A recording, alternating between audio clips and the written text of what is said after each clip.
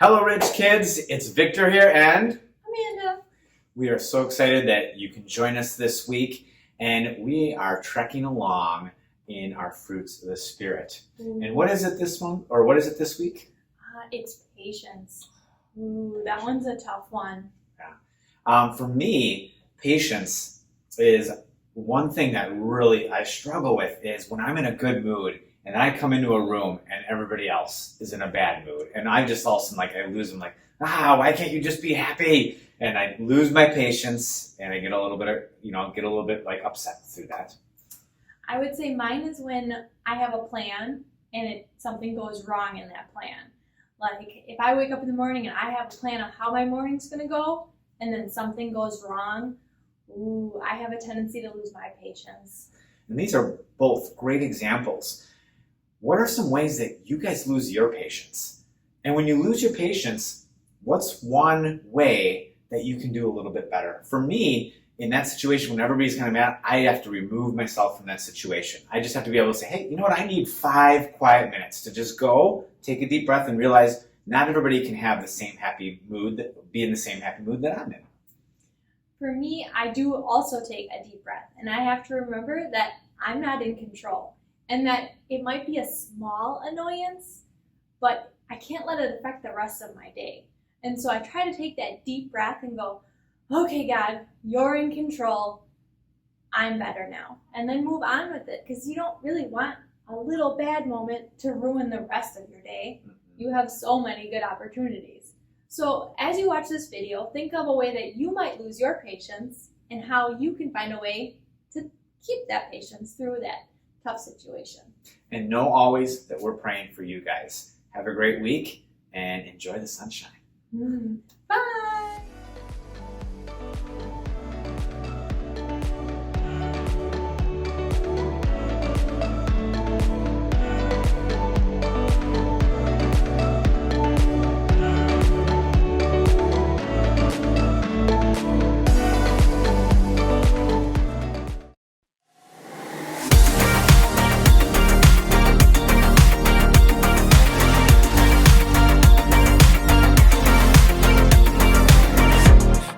Got to see what you see. You are doing a great work in me. I've decided I can't stand still. No, you have given me purpose. All my heart is yours. All my life is yours.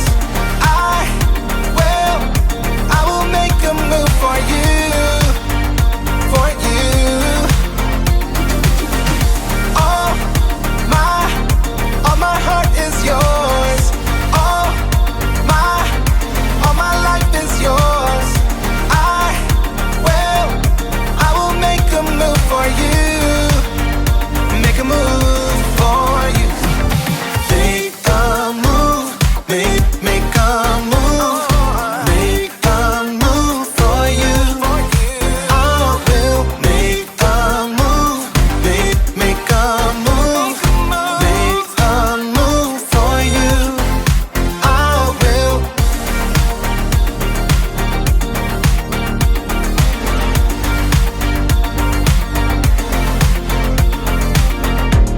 Take up the call to serve you.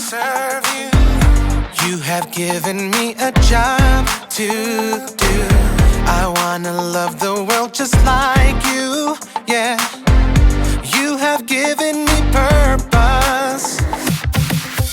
All my heart is yours. All my life is yours. I will make a move for you, for you. All my heart is yours. All my life is yours.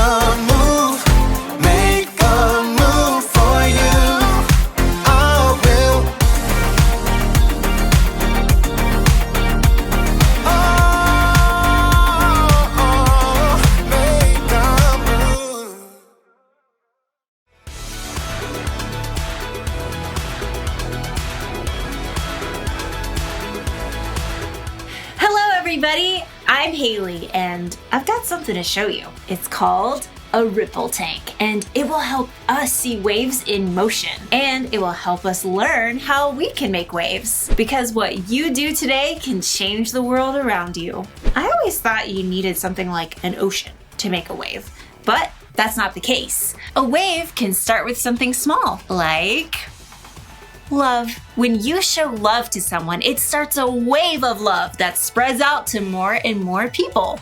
It's what you might call the ripple effect. You might not have seen the ripples in that shot, so let's see it again in slow motion.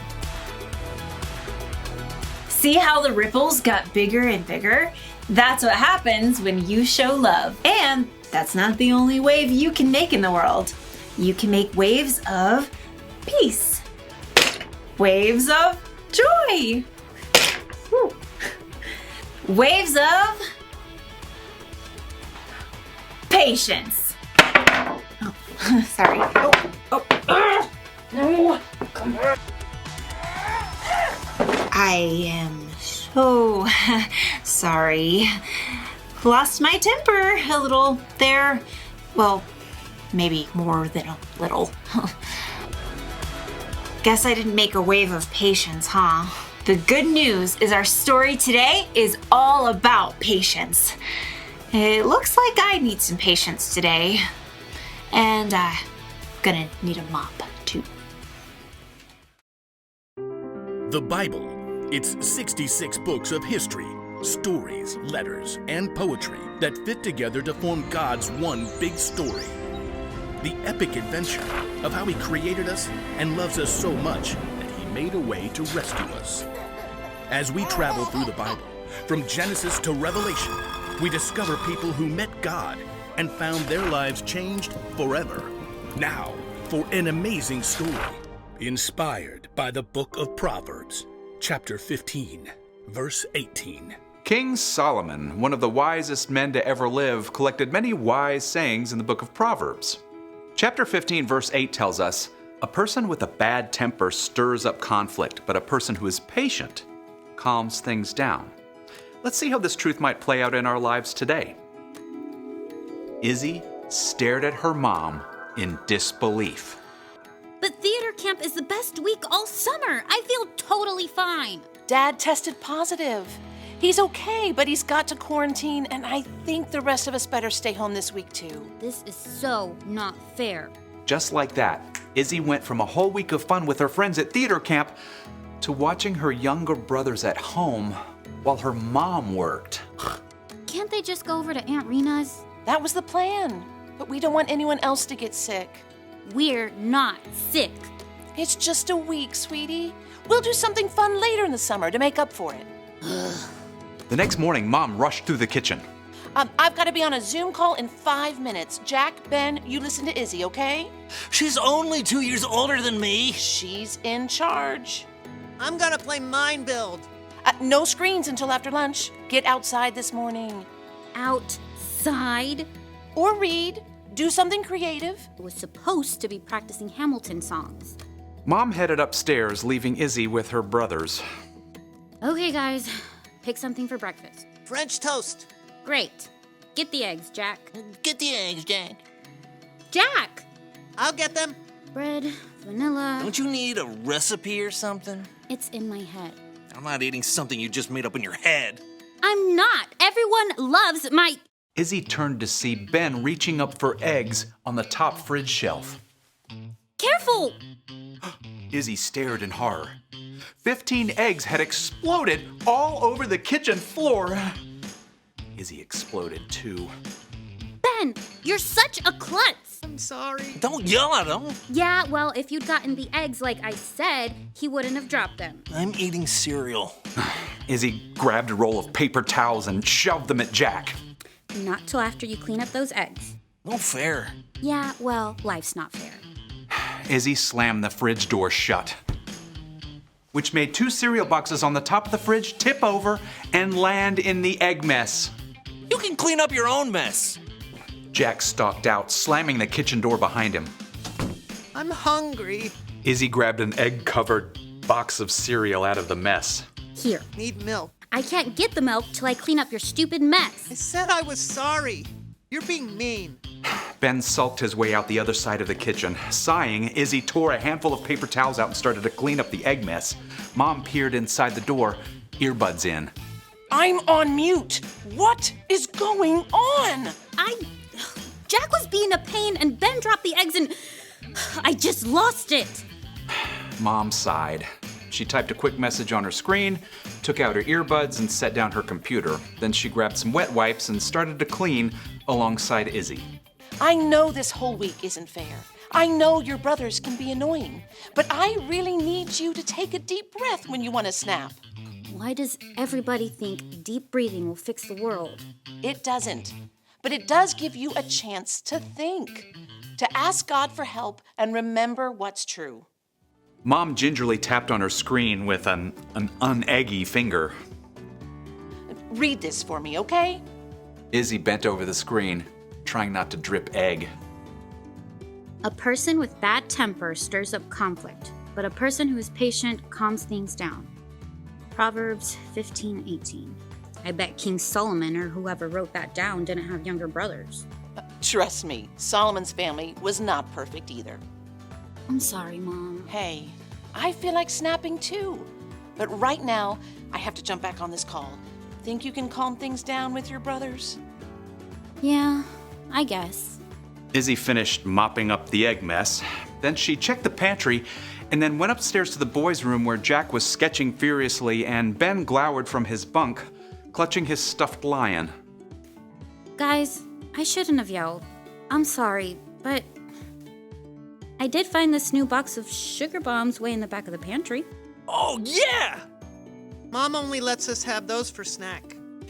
It's a special week, and I'll make sure we have eggs to do French toast tomorrow. So the three siblings marched back down to the kitchen for giant bowls of sugar bombs. Yay! Ben managed to splash his milk all over the table. Oops. Ben! Izzy could see both Ben and Jack brace themselves. She took a deep breath. It's fine.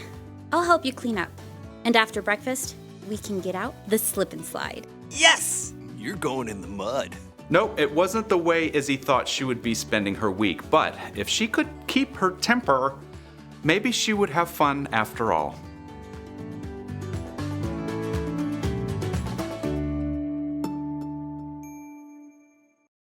One of the Proverbs of Solomon is this: a person with a bad temper stirs up conflict, but a person who is patient calms things down. So, what kind of things make you impatient? Do you get angry at other people when they don't act the way you think they should? Or when they get in your space or mess with your stuff? Do you get angry when things happen beyond your control, like accidents or sicknesses or bad weather? Maybe you get angry at yourself when you mess up. There are a lot of things that can make us impatient. We want to make waves, right? Start a ripple effect. But when you're not patient, you can make a wave too. More like a tsunami. Yeah. Patience is one of the hardest virtues to get good at. It takes a lot of time and a lot of practice. So, when you feel like you're about to lose it, you can try taking deep breaths. Or you can count to 10 or 20 or however long it takes. Or you can talk to God. When you put your trust in Jesus, the Holy Spirit can help you show patience. When you learn patience, you can go from someone who makes a mess to someone who calms things down. The one thing to remember today is this: be patient with each other. Everyone you see has their own struggles with impatience, so help each other out. And when you do mess up and lose your patience, take the time to make things right.